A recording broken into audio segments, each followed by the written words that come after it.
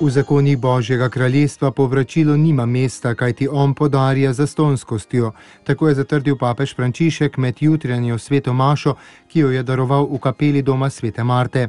Med poudarki njegove homilije je bilo tudi opozorilo, da včasih zaradi egoizma ali želje po oblasti zavrnemo Gospodovo povabilo na praznovanje. Bogu zaupamo, toda ne preveč. Evangeljski odlomek pripoveduje o človeku, ki je priredil veliko večerjo, a vsi njegovi povabljenci so našli opravičila, da niso prišli.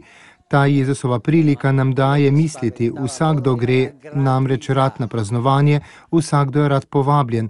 Toda na pojedini iz evangeljskega odlomka je bilo nekaj, kar 3 povabljencem, ki so le primer mnogih, ni bilo všeč. Prvi je dejal, da si mora iti ogledati njivo, ki jo je kupil. Počutiti se hoče nekoliko bolj mogočnega, je pojasnil papež. To je nečimernost, ponos, oblast. Rajši ima to, kot pa da bi sedel na večerji kot le eden med mnogimi. Drugi je povabilo zavrnil z izgovorom, da je kupil 5 jarmov volov. Osredotočen je le na posle in ne želi izgubljati časa z drugimi ljudmi.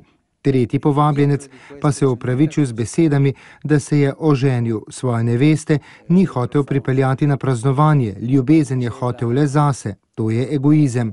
Vsi trije so dali prednost samim sebi. Na praznovanje niso hoteli priti. Ne vejo, kaj praznovanje je še dodal papež Frančišek.